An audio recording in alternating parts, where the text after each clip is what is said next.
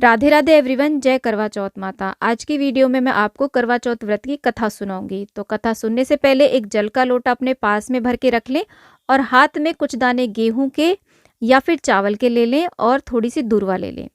करवा चौथ व्रत की कथा इस प्रकार से है। एक समय की बात है कि किसी नगर में एक साहूकार रहता था। साहूकार के 7 बेटे और एक बेटी थी। बेटी का नाम वीरावती था। वीरावती अपने 7 भाइयों की बहुत लाडली बहन थी। जब तक बहन खाना नहीं खाती थी तब तक भाई भी खाना नहीं खाते थे। रोजाना वे अपनी बहन के साथ ही खाना खाते थे। आया करवा चौथ का व्रत। साहूकार की बहुओं ने और बेटी ने करवा चौथ का व्रत रखा। वीरावती का वो पहला करवा चौथ था। शाम को जब भाई जिमने बैठे तो बोले, बहन आओ खाना खाते हैं। बहन बोली, भाई आप खाना खा लो, मेरा तो आज करवा चौथ का व्रत है, मैं खाना नहीं खाऊंगी। तो भाई बोले, बहन तुम खाना कब खाओगी? तो वो बोली, रात को जब चांद निकलेगा तो मैं खाना खाऊंगी। भाइयों को बड़ी चिंता हुई कि हमारी लाडली बहन इतनी देर तक भूखी प्यासी कैसे रहेगी और हम कैसे खाना खा सकते हैं। भाइयों ने बहन की भूख प्यास को देखा, उनसे वो सहन नहीं हुआ। भाई बोले कि बहन अगर अभी चांद निकल आएगा तो तुम अभी खाना खा लोगी? वीरावती बोली कि हाँ भाई, अभी चांद निकल जाएगा तो मैं अभी खाना खा लूंगी। 7 भाइयों ने मिलकर एक योजना बनाई। उन्होंने सोचा क्यों ना वीरावती को नकली चांद दिखा दें, इससे क्या फर्क पड़ेगा। कोई जाके पूला लेके आया, कोई छलनी लेके आया, कोई कपड़ा लेके आया, कोई तेल लेके आया और गांव से दूर जाके एक ऊंचे से पेड़ पर आग लगा दी। एक भाई ने उसके आगे छलनी लगा दी। वो आग दूर से चांद जैसी दिखने लगी। एक भाई घर भागा भागा आया और बोला, देखो बहन चांद निकल आया। वीरावती भी भूख प्यास के मारे बड़ी परेशान थी। उसने अपना दिमाग बिल्कुल न लगाया। वीरावती ने छत पर जाकर देखा तो उसे वो चांद जैसा दिखाई देने लगा। वह नीचे आई और अपनी भाभियों से बोली, भाभी चांद निकल आया, चलो अर्घ दे देते हैं। भाभियां सारी शरारत जानती थीं। वो बोली, ये आपके नाम का चांद निकला है, हमारा तो रात में चांद निकलेगा। भाभियों ने उसे खूब समझाया कि आपके भाई शरारत करते हैं, लेकिन उसे विश्वास नहीं हुआ। उसे कुछ भी समझ में नहीं आया। वीरावती ने छत पर जाकर के अर्घ दे दिया। बहन भाइयों के साथ खाना खाने बैठ गई। पहला निवाला तोड़ा तो उसमें बाल निकला, दूसरा तोड़ा तो उसमें छींक आ गई, तीसरा टुकड़ा तोड़ा ही था कि राजा के घर से बुलावा आ गया। दूत ने बताया कि राजा की तबीयत बहुत ज्यादा खराब है, अभी बुलाया है। साहूकारनी ने बेटी को विदा करने के लिए संदूक खोली तो सबसे ऊपर सफेद रंग की साड़ी निकली। अब सफेद रंग की साड़ी बेटी को पहना दी और साहूकारनी ने मन ही मन चिंता करते हुए अपनी बेटी से कहा कि एक सोने की मोहर देते हुए कहा कि बेटे ससुराल के रास्ते में जो भी मिले सबके पैर छूते हुए जाना, जो भी तुम्हें सदा सुहागन का आशीर्वाद दे ये मोहर उसे दे देना। साहूकार की बेटी अपने घर चल दी। रास्ते में उसे जो भी मिले सबके उसने पैर छुए, लेकिन किसी ने भी सदा सुहागन रहने का आशीर्वाद नहीं दिया। वह अपने ससुराल पहुंची तो दूर से ही उसने देखा कि महल के सामने बहुत भीड़ लगी हुई है। राजा की मृत्यु हो गई है और सब लोग इकट्ठा हुए हैं।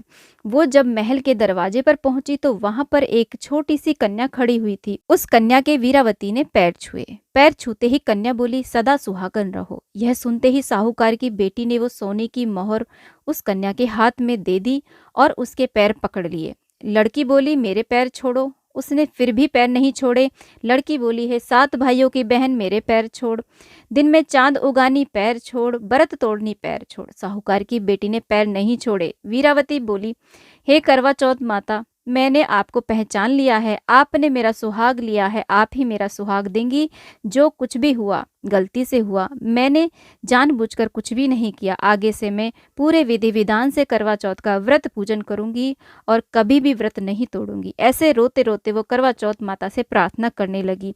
करवा चौथ माता को उस पर दया आ गई। करवा चौथ माता ने उसके पति के ऊपर जल के छींटे लगाए और उसका पति राम राम कहता हुआ उठ बैठा। वो बोला, रानी आज तो मैं बहुत सोया, पर तुम यहाँ कब आई? ये देखकर सभी बहुत खुश हुए कि राजा फिर से जीवित हो गए। रानी ने सारी बातें राजा को बताईं। इसके बाद में वो कन्या अंतर ध्यान हो गई। राजा ने नगर में ढिंडोरा पिटवा दिया कि हर कोई करवा चौथ का व्रत पूजन करे और करवा चौथ की कथा जरूर सुने।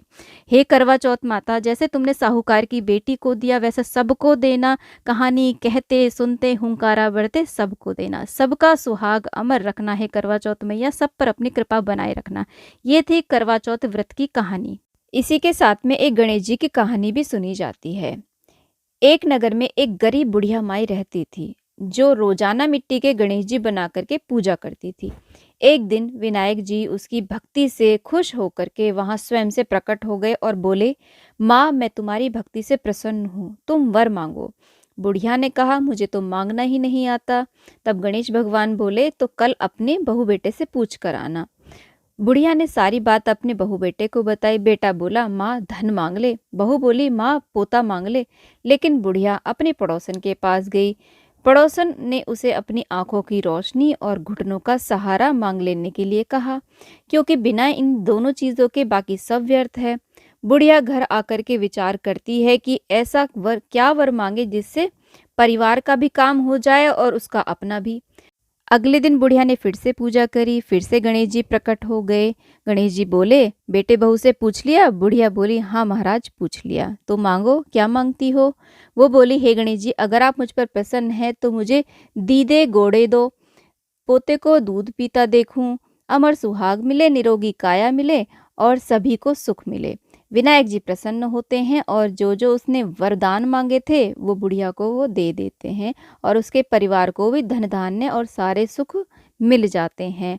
तो हे गणेश जी महाराज, जैसा आपने बुढ़िया को दिया वैसा सबको देना। कहानी कहते सुनते हुंकारा भरते सबको देना। जय गणेश भगवान। तो ये थी करवा चौथ व्रत और गणेश जी की कहानी। आज की ये कहानी का वीडियो आपको कैसा लगा मुझे कमेंट बॉक्स में ज़रूर बताइएगा। वीडियो थोड़ा सा भी पसंद आया है, यूज़फुल लगा है तो प्लीज़ वीडियो को लाइक, चैनल को ज़रूर सब्सक्राइब करना